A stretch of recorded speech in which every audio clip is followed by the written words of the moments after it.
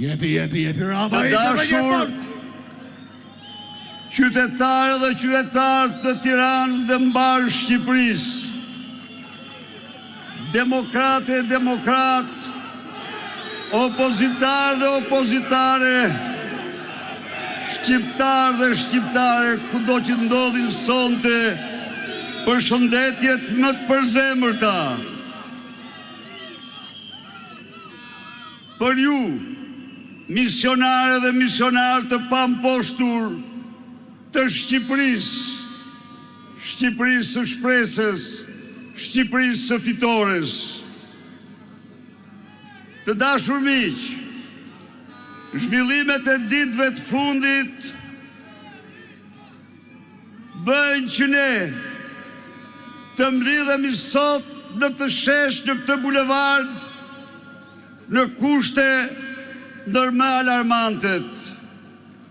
Ndoshta jemi mbledhur në kryengritjen tonë paqësore në momentin më kritik të Shqipërisë në 35 vitet e fundit. Ndaj dhe më duhet të nis këtë fjalë me një shprehje që sot tingëllon më aktuale, më rëndësishme se kur. Ata që harrojnë të shkuarën janë të dënuar ta përsërisin atë. Miqtë e mi, Shqipëria është një vend i bekur. Ne jemi të bekur më së pari sepse kemi njëri tjetrin.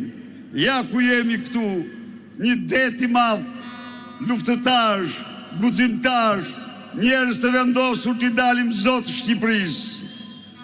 Shqipëria është një vend i bekur prej pasurive prallore që Zoti ka dhuruar asaj.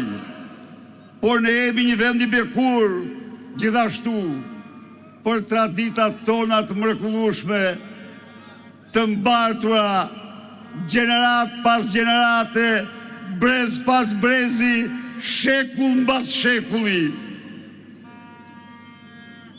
Mirë po, nëse Shqipëria është e bekur me popullin e saj, me pasuritë e saj, me traditat e saj, nuk mund të mohohet se ne kemi qenë apo kemi përjetuar shekull pas shekull mallkime. Në një farë mënyre ne kemi përjetuar dhe provuar armiq të egër, të pamshirë ndaj nesh, armiq që pa dyshim i kanë sjell dëme më serioze kombit tonë. Kur ne nuk duhet harrojmë shekullin që lam pas, diktaturën hoxhiste të Enver Hoxhës, krimet shtazore që ajo kreu ndaj shqiptarëve, vrasjet, persekutimet, pushkatimet, kampet e përqendrimit, policinë sekrete fankeqe. S'duhet harrojmë kurrë izolimin më të thellë që përjetuam, shkputjen e plot të Shqipërisë nga trungu i familjes së vendeve të qytetëruara që i përkishte izolimin e saj nga Europa dhe bota demokratike. Të gjitha këto i vollën Shqipërisë, ju vollën shqiptarëve 45 vite jetë, gati gjysmën e shekullit të kaluar. Asnjë nuk ka dyshime, ndonse sot ka përpjekje për riabilitimin e atij regjimi nga bijt bastard të saj, se Enver Hoxha ka qenë një armik i egër, ashtu siç e quajti Europa, ishte Hitleri shqiptar i pas luftës së dytë botërore.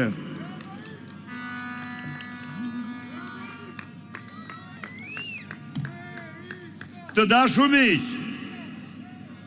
ne nuk duhet harrojmë se Partia e Punës dhe Enver Hoxha, ky armik i egër, na qeverisi për 45 vite, pavarësisht krimeve ti monstruoze të panumërta ndaj shqiptarëve. Por sot, çfarë po ndodh me Shqipërinë? Nëse shekullin e kaluar Shqipëria u majt peng 45 vite. Këtë shekull, në një kohë me shpejtësi krejt tjetër, Shqipëria po përballet me pasoja akoma më katastrofike. Prej 13 viteve të fundit, pasoja që gryjnë, rënojnë çdo ditë vetë ekzistencën e shqiptarëve si banor të saj, me pasoja që ditën e sotme nga Brukseli, Bashkimi Evropian, për shkak të vjedhjes së papërmbajtur të shqiptarëve nga Ramaduro, dërgon parajmërimin me augurzi për Shqipërinë, si kur më parë në një vend tjetër, parajmërimin për zhbërjen nga e para të udhëtimit ton 32 vjeçar, plot sakrifica, shpresa, ëndra drejt Bashkimit Evropian. Miq, e kemi quajtur rilindjen qeverit paligjshme. Sepse e tillë është, kemi çdo dokument që fakton farsën zgjedhore të 11 majit. Kemi quajtur narkoshtet sepse i tillë është. Kemi 7 rezoluta ku partitë kryesore që drejtojnë sot në Europë dhe në botë pajtohen me këtë fakt. Por jemi treguar të butë. Jemi treguar të kursyer në emërtimet tona, sepse po të marrësh vetëm ngjarjet e ditëve të fundit, absolutisht Edi Rama është në fakt armiku më i pamëshirë i të sotmes dhe të ardhmes së shqiptarëve në Shqipëri. Edi Rama është kërcënimi më i rrezikshëm që të i kalon edhe ato kërcënimet e regjimit stalinist të Enver Hoxhës, po t'ju referohemi shifrave, fakteve, ngjarjeve. Marrim vetëm ngjarjen e fundit. Ishim në pragun e një grushti shteti brenda shtetit. Edi Rama prej 2 muajve përdori gjithë pushtetin e ekzekutivit për bllokimin e prokurorisë dhe presionet të gjitha llojeve ndaj gjykatës kushtetuese, për të mbrojtur bashkhajdutën e 50 milion eurove në tunelin e Llogaras, për të mbajtur në detyrë bashkautorën e vjedhjeve të qindra milion eurove, për të mbajtur bashkhajdutën që ndërtoi rrugën Quks-Qaflloç në një segment 9 milion euro kilometrin, pas një urë, pas një tunel. Aq sa ka kushtuar rruga e Kombit, e cila ka 10 urë dhe tunele me gjata. Dhe afërsisht është 3 herë me gjerë. 2 muaj, Edi Rama u përpoq të bëj grushteti për të mbrojtur Lubin, sepse mbrapasaj është vetë ai, është vetë Edi Rama. Mirë po, faza e parë e këtij grushti shtetit dështoi. Dhe këtu, ju, burra dhe gra, djem dhe vajza në këtë shesh, ju qytetar, shqiptar, guximtar, keni të gjithë pjesën e kontributit tuaj me protestën tuaj.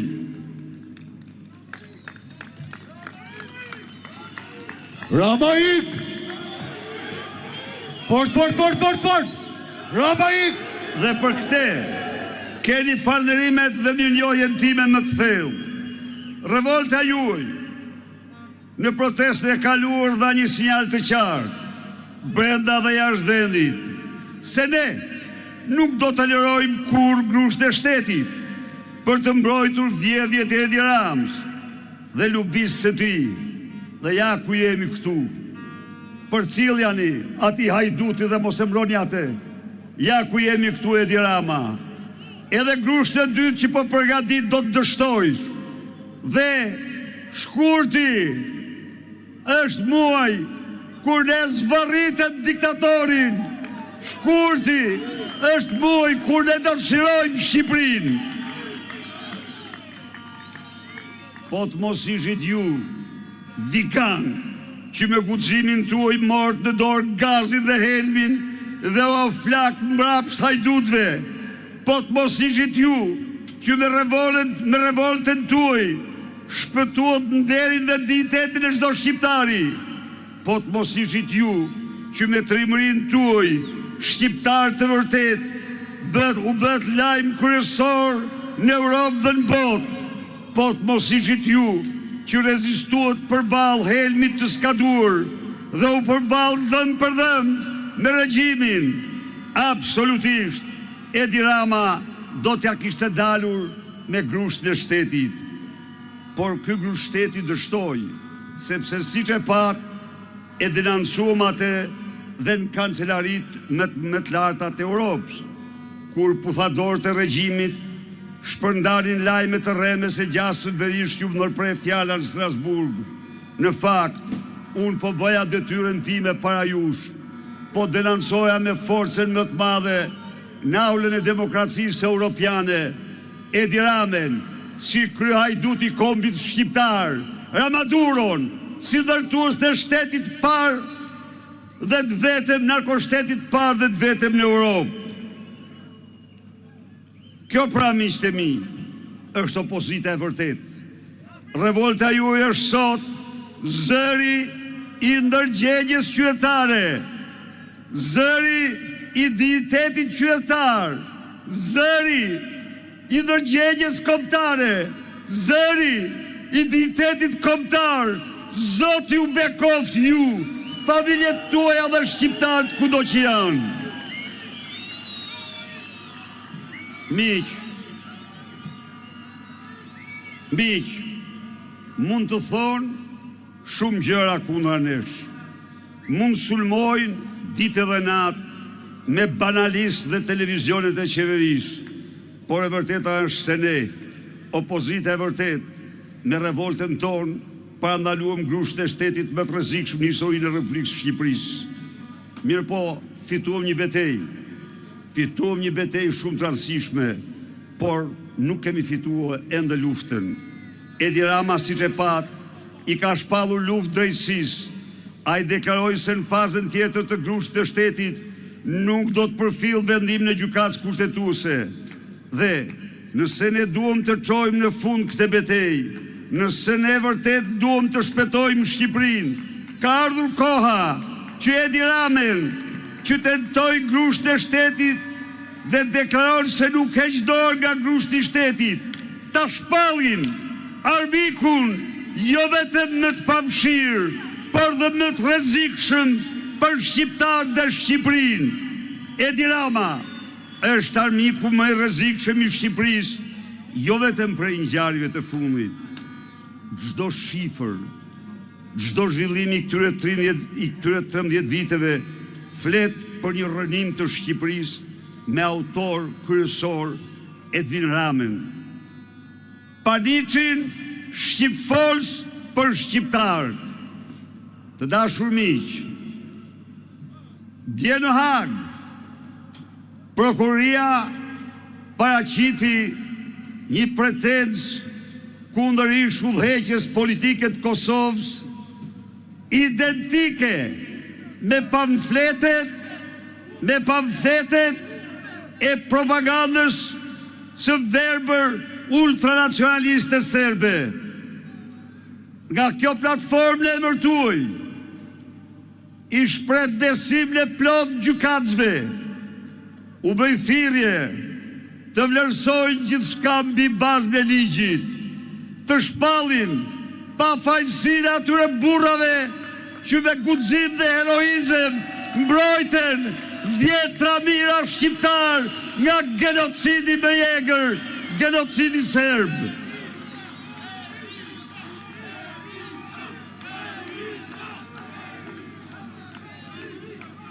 Zotëri gjykatës, Ballkani ka njohur genocide të tmerrshme dhe dy janë sot faqezit më të mëdhej të tyre. Aleksandar Vučić në Beograd, që mori pjesë safarin e qytetarëve në Sarajev dhe që nuk njeh genocidin nuk njeh genocidin serb në Bosnjë. I dyti, argati ti, Edi Rama, që ka përzën 1 milion shqiptar, i cili me kusht këtë kalkulueshme për largimin dënohet për krime kundër njerëzimit dhe genocid në përputhje me konventën e Organizatës Kombëve të Bashkuara në edhin 5 të saj, ndaj dhe zotëri gjykatës për të bërë drejtësinë, duhet që këto 2 monstra të ulen në Hag para jush dhe jo luftëtarët e lirisë.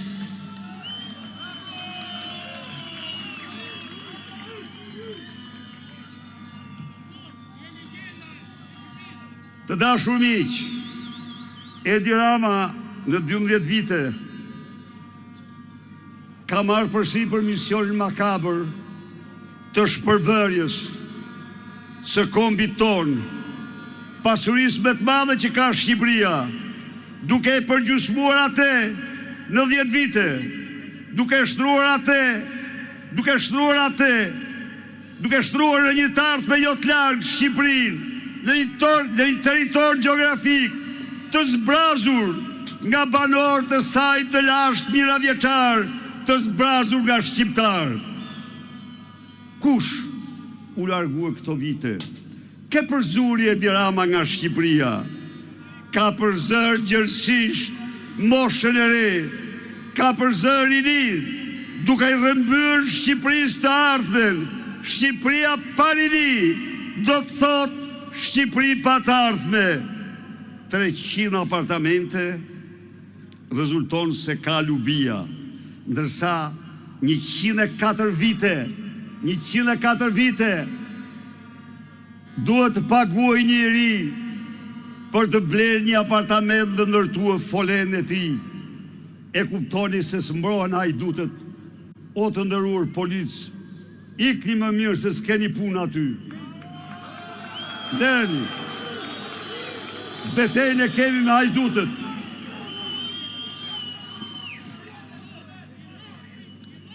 Ka përzën shtres të mesme, duke o bërë jetën pa përballueshme. 33.000 euro pin verën, shish në vers në vit. Pin pra një shish e verë, sa që mirë 6 prej jush, rogën vjetore, e kuptoni ke mbroni apo jo. Me taksa u amori dhe ato pak fitime bizneseve të vogla dhe i përzuri nga Shqipëria, duke mos u lënë asnjë zgjedhje tjetër. Vetëm kaq do mjafton të që Edi Rama të quhej armiku më i rrezikshëm i Shqipërisë. Shkoj me tutje. Edi Rama në 12 vite volli dhe plaçkiti Shqipërinë sa asnjë pushtues tjetër në histori. 67 milion janë administruar nga Edi Rama këto 12 vite. Hiq rrogat dhe të paktën 90% e këtyre parave janë vjedhur. Vetëm dosjet e Akshit mjaftojnë që të kuptohet se incineratori nuk ishte një skemë vetmur, por një sistem vjedhje që përdoret për të grabitur 90 dhe herë edhe 100% të parave të shtetit nga vetrama, Baxhua, Baxhanaku i tij, familjarët e tij. Vjedhje të tilla vetëm një armik i pamshir është i aftë t'i bëj një populli. Sepse të vjedhish një kom për 13 vite, ti shkakton atij vendi pasoja shumë të rënda. Ti ndalon 13 vite zhvillimin normal që duhet kishte vendi, ndërkohë kur kombet tjera kapin dhe te kalojnë me vrap horizonte. Revolta dhe vetëm revolta. Revolta për largimin e tij është kushti i gjitha kushteve për të fituar kohën e humbur. Ti Edi Rama le mbrapa popullin 13 vite me paga dhe pensione, ndërkohë që kombet tjera ecin pa ndalshëm drejt begatimit. Revolta dhe vetëm revolta për largimin e tij, rruga drejt begatimit për qytetarët shqiptar. Ti Edi Rama me një krim të vërtet kundër njerëzimit le të smurt pa ilaçe në mëshirën e smundjes, siç e kemi parë të gjithë. Revolta dhe vetëm revolta për largimin e tij është rruga për të siguruar shërbimin mjekësor që të smurt meritojnë. Ti lën qytetarët në mëshirë të fatit pas një përmbytje apokaliptike siç ndodhi në Durrës. Revolta dhe vetëm revolta është rruga për largimin e tij dhe rikthyer qytetarëve shtetin që meritojnë. Miq, kjo nuk ka një mandat apo dy që po ndodh, janë 4 mandate që Shqipëria po vidhet pa ndalim, vit pas viti. Po miqtë e mi, Edi Rama, armiku më i rrezikshëm i Shqipërisë, nuk mjaftohet vetëm duke ndjedhur dhe për zërin shqiptar, por ai tani, pasi Bashkimi Evropian i tha se duhet përballet me ligjin, duhet përballet me drejtsinë për pasurinë që u ka vjedhur shqiptarëve ai dhe ministrat e tij si organizatë kriminale, ka vendosur të shkpusë Shqipërinë nga integrimin në Bashkimin Evropian, të shkatrojë ëndrrën e 10 brezave të këtij kombi për Shqipërinë zojnë në Europë. Revolta dhe vetëm revolta e shqiptarëve dhe largimi i tij është rruga për të mbrojtur ëndrrën evropiane si ëndrrën më të bukur të kombit tonë. Së fundmi, Edi Rama është armiku më i rrezikshëm i shqiptarëve, sepse ai kërkon t'i shkatrojë Shqipërisë dhe kombit shqiptar traditat. Kur më parë ndër shekuj ndonjë armik nuk ka ndërmarrë një sulm të tillë ndaj shqiptarëve dhe vendit tyre. Dhe nga të gjitha dëmet që Edi Rama i ka shkaktuar Shqipërisë, vetëm kjo nuk riparohet, sepse nëse ne nuk parandalojmë atë sot, ajodet rrënimtare përfullimisht për ne. Shqipërinë e larguar mund ta rikthejmë me politika dhe incentivat e duhura. Parat e vjedhura do t'i gjejmë dhe t'ja u kthejmë një për një qytetarëve. Rrogat, pensionet, minimum jetik do t'i 2-3 fishojmë. Të gjitha këto janë pjesë e programit tonë që paraqitëm në maj. Por miqtë e mi, nëse lejojmë këtë sekt anti-shqiptar të shkatrojë me të shenjtën familjen shqiptare, de facto është shkatrimi i Shqipërisë. Sepse familja ka qenë historikisht shtylla më kryesore e ekzistencës sonë. Ndaj dhe përgjigja jonë do jetë revolt dhe vetëm revolt për të mbrojtur familjen shqiptare, revolt paqësore, sepse ne jemi Partia Demokratike, me revolt paqësore ne shemën diktaturën hoxhiste komuniste, me revolt paqësore do shemim narkoshtetin e Ramaduros. Por ama, me revolt paqësore ndaj një armiku i cili e ka çuar Shqipërinë në pikën më kritike të ekzistencës saj. Çdo shqiptar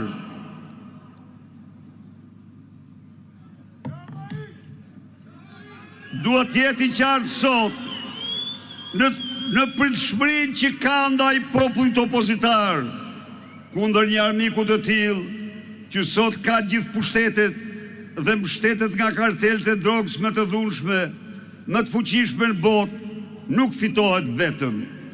Të gjithë e patju se çfarë ishte Edi Rama i aftë të bëj kundër gjykatës kushtetuese për të mbrojtur vjedhjet e tij. Ndaj cili do që mendon se një opozit mund fitojë zgjedhjet kundër atij, është jashtë këtij realiteti. E kemi thënë dhe themi përsëri, me Edi Ramën zgjedhje të lira nuk ka dhe opozita s'fiton dot kurrë një farsë elektorale. Të ri, burra, gra, njerëz të ndershëm, asnjë nuk ka të ardhshme pa votën e lirë.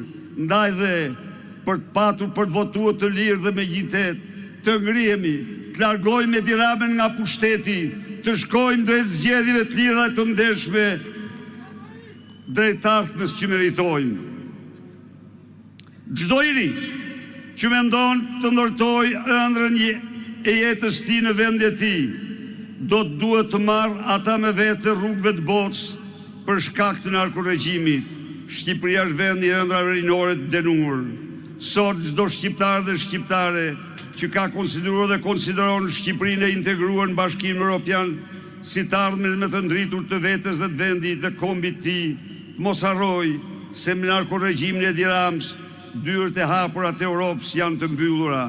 Bashkimi Evropian nuk është klubi i hajdutëve trafikantëve, por është bashkimi i njerëzve të barabartë para ligjit, i votës së lirë, i shtetit ligjor. Ndaj dhe kam një thirrje për çdo forcë opozitare, për çdo opozitar të këtij regjimi, për çdo qytetar dhe qytetare të këtij vendi, u bëj thirrje jo si lider i partisë më të madhe opozitare, por si qytetar, si shqiptar i shqiptarit. Le të bashkohemi. Çdo opozitar, por dhe çdo qytetar që sot është kundër bashkimit, ta di mirë se turpron veten e tij para shqiptarëve. Kur ishte nevoja kundër Hitlerit, u bashkua Amerika me Bashkimin Sovjetik, ndërsa ne shqiptar, opozitar, nuk u bashkohemi dot kundër Edi Ramës. Ai që mendon se humbet votat nga bashkimi, harron se votat nuk kanë asnjë vlerë për sa kohë që Edi Rama është në pushtet. Por e kundërta, nga bashkimi dhe sidomos nga triumfi i bashkimit, largimi i Edi Ramës, të gjithë fitojnë.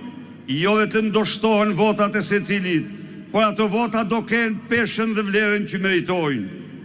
Sepse do i rikthejmë zgjedhjet e lira dhe të barabarta, ashtu siç ishin ato në vitin 2013, zgjedhjet e lira në të cilat ndodhi rotacioni fundit i pushtetit në Shqipëri. Le të bashkohemi pra, le të bashkohemi kundër armikut më të rrezikshëm të Shqipërisë, Edi Ramës, jo për ideologji, as për politik, por për misionin më të shenjtë që një shqiptar mund t'i caktohet, shpëtimin e Shqipërisë. Do ta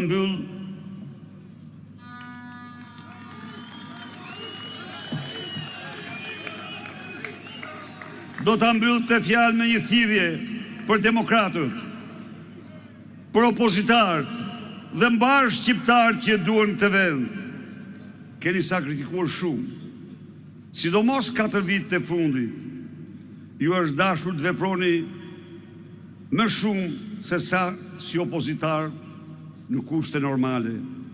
Keni patur përballë kartelet e drogës, sulmet dhe mashtrimet e mediave të kontrolluara, mburojnë e lobinjeve ndërkombëtare të korruptuara të narkorregjimit. Me idhrim kemi parë dhe tradhtar, lakej, pseudodemokrat që u larguan nga nesh dhe u bashkuan me flamurin e zi të Edi Ramës. Por jemi në kilometrën e fundit. Sakrificat tona nuk kanë shkuar dëm. 44 protestat u deshen për të çuar mrapa hekurave hajdutin e tretë më të madh të Shqipërisë. Me një betejë vigane kundër Gazit dhe Helmit, parandaluam grusht e shtetit që mbronte hajdutën e dytë më të madhe të Shqipërisë. Tani radhën e ka hajduti kryesor, armiku më i rrezikshëm, më i pamëshirë i shqiptarëve, Edi Rama. Jemi në kilometrën e fundit, por mos harrojmë se kilometri i fundit kërkon dhe përpjekjet më të mëdha. Jemi shpresë e fundit e shqiptarëve. Le të hedhin ujë dhe gaz dhe çfarë të duan mbi ne, por përballë hajdutëve asgjë nuk na spraps. Shumë herë me të vendosur, shumë herë me të revoltuar, shumë herë me të bashkuar, shumë herë me të guximshëm, shumë herë me të palkundur në kryegëritjen tonë paqësore, rrof shiu, rrof Partia Demokratike, opozita shqiptare, rrof Shqipëria, fitore, fitore, fitore.